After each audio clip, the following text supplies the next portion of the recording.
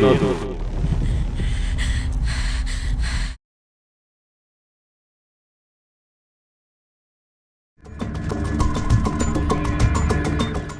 ಭೌತಿಕ ಜಗತ್ತಿನಲ್ಲಿ ನಮ್ಮ ಕಣ್ಣಿಗೆ ಕಾಣಿಸುವುದಷ್ಟೇ ಸತ್ಯ ಎನ್ನುವುದಾದರೆ, ನಮ್ಮ ಸಾಮಾನ್ಯ ಜ್ಞಾನಕ್ಕೆ ಅರ್ಥ ಆಗದ ಹಲವಾರು ಭಯಾನಕ ವಿಷಯಗಳು ಕಾಲಗರ್ಭದ ಒಳಗೆ ಸುಪ್ತಾವಸ್ಥೆಯ ಸಮಾಧಿಗಳಾಗಿ ಉಳಿದು ಹೋಗಿವೆ. ಅವುಗಳು ಯಾವುದೂ ಸುಳ್ಳಲ್ಲ.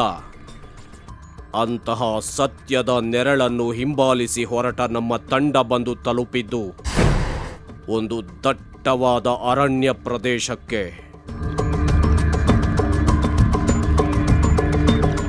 ಹಸಿರಿನ ವನಸಿರಿಗೆ ಮನಸೋತು ಆ ಸೌಂದರ್ಯವೇ ಭೂಮಿಗೆ ಇಳಿದು ನೆಲೆ ನಿಂತಿರುವ ವನಮಾತೆಯ ದೇಗುಲ.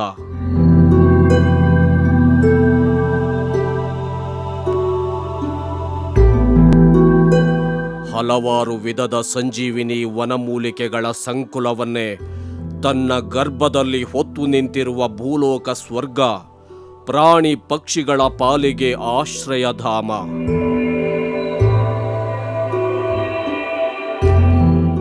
ಶತಶತಮಾನಗಳಿಂದ ಬಹಳಷ್ಟು ಋಷಿಮುನಿಗಳು ಹಾಗೂ ಸಾಧು ಸಂತರು ತಮ್ಮ ಮೋಕ್ಷ ಪ್ರಾಪ್ತಿಗೆ ಆಧ್ಯಾತ್ಮಿಕ ಸಾಧನೆಗಳಿಂದ ಆಧರಿಸಿಕೊಂಡ ತಪೋವನ.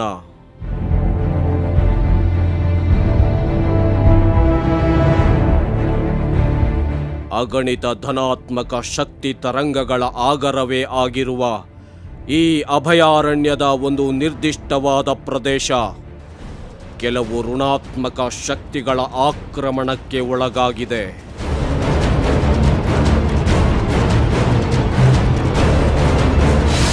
ಒಂದು ಕಾಲಕ್ಕೆ ಪ್ರಕೃತಿ ನಿರ್ಮಿತ ಸ್ವರ್ಗವೇ ಆಗಿದ್ದ ಈ ಸ್ಥಳ ಇಂದು ಕೆಲವು ವಿಕೃತ ಮನೋಭಾವದ ಮನುಷ್ಯರ ಹೇಯ ಕೃತ್ಯಗಳಿಂದ ತ್ರಿಶಂಕು ಸ್ವರ್ಗವಾಗಿದೆ.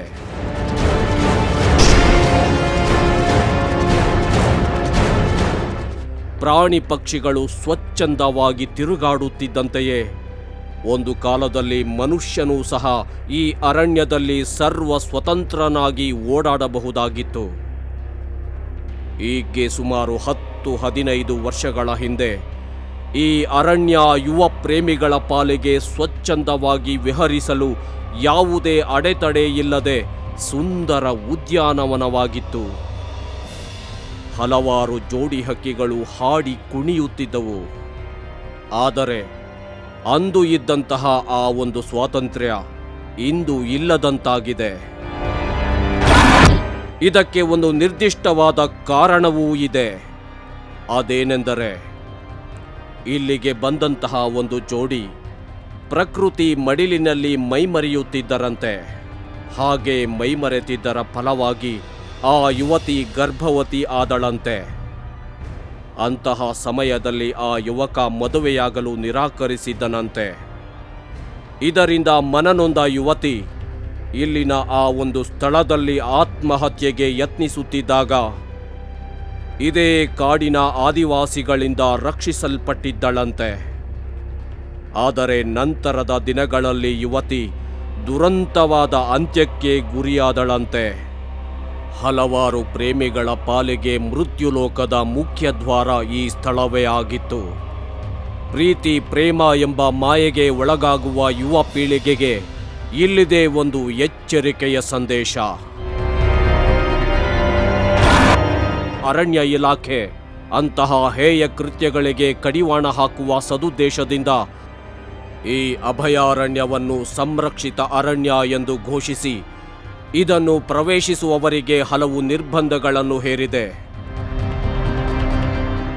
ಆ ದಟ್ಟ ಕಾನನದ ಮಧ್ಯೆ ಅಡಗಿರುವ ಆ ಕರಾಳ ಸತ್ಯವನ್ನು ನಿಮ್ಮ ಮುಂದೆ ತರುವುದಷ್ಟೇ ನಮ್ಮ ತಂಡದ ಸದುದ್ದೇಶ. ಇಂತಹ ಹಲವು ನಿಗೂಢ ರಹಸ್ಯಗಳ ನೆರಳನ್ನು ಹುಡುಕಾಡುತ್ತಾ ನಮ್ಮ ತಂಡ ಮುಂದೆ ಸಾಗಿದೆ. ಹಾಗೆ ಬಂದ ನಮ್ಮ ತಂಡ ಆ ಒಂದು ಭಯಾನಕ ಕಣಿವೆ ಪ್ರದೇಶದ ಪ್ರವೇಶ ಭಾಗಕ್ಕೆ ಬಂದು ತಲುಪಿದೆ.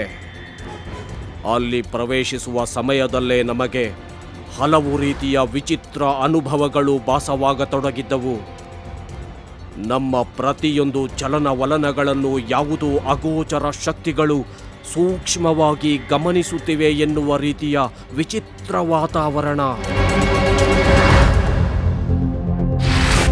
ಈ ಸುಂದರ ಪ್ರಕೃತಿಯ ನಡುವೆ ನಮಗೆ ಕಂಡುಬಂದದ್ದು ಪೂರ್ತಿಯಾಗಿ ಪಾಳು ಬಿದ್ದಿರುವ ಪ್ರವಾಸಿ ಗೆಸ್ಟ್ ಹೌಸ್ ಕಟ್ಟಡಗಳು. ಎಲ್ಲೆಲ್ಲೂ ಮುರಿದು ಬಿದ್ದ ಗೋಡೆಗಳು, ಕುಸಿದು ಬಿದ್ದಿರುವ ಮೇಲ್ಛಾವಣೆಗಳು, ಬಿದ್ದು ಒಡೆದಿರುವ ಹಂಚುಗಳು, ಮುಳ್ಳಿನ ಪೊದೆಗಳಿಂದ ಸುತ್ತುವರಿಯಲ್ಪಟ್ಟ ಆ ಪಾಳು ಬಿದ್ದ ಗೆಸ್ಟ್ ಹೌಸ್ ಕಟ್ಟಡಗಳು ಹಗಲಿನಲ್ಲಿಯೇ ಭಯ ಮೂಡಿಸುವ ರೀತಿ ನಿಂತಿದ್ದವು. ನಮ್ಮ ಸಾಹಸಿ ತಂಡ ಸುತ್ತಮುತ್ತಲಿನ ಪ್ರದೇಶಗಳನ್ನು ಸೂಕ್ಷ್ಮವಾಗಿ ಪರಿಶೀಲಿಸುತ್ತಾ ಹಾಗೆಯೇ ಮುಂದೆ ಸಾಗಿದೆ. ಆದರ್ಶ ಪ್ರೇಮಿಗಳಾಗಬೇಕು ಎಂಬ ಕನಸು ಕಾಣುತ್ತಾ ಹೆಸರುಗಳನ್ನು ಈ ಮುರಿದು ಬಿದ್ದಿರುವ ಗೋಡೆಗಳ ಮೇಲೆ ಬರೆದಿದ್ದರು ಆ ಯುವ ಪ್ರೇಮಿಗಳು. ಆದರೆ ಯಾವುದೋ ಅಗೋಚರ ಶಕ್ತಿಯ ಕರಾಳ ದೃಷ್ಟಿಗೆ ಒಳಗಾದ ಜೋಡಿಗಳು ಕೆಲವು ಕಾಲದ ನಂತರ ಇದೇ ಸ್ಥಳಕ್ಕೆ ಬಂದು ಆತ್ಮಹತ್ಯೆಗಳಿಗೆ ಶರಣಾಗಿದ್ದಾರೆ.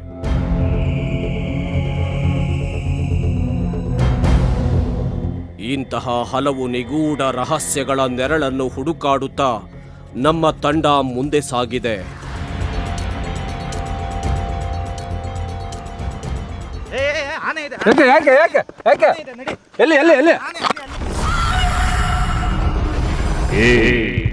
ಏನದು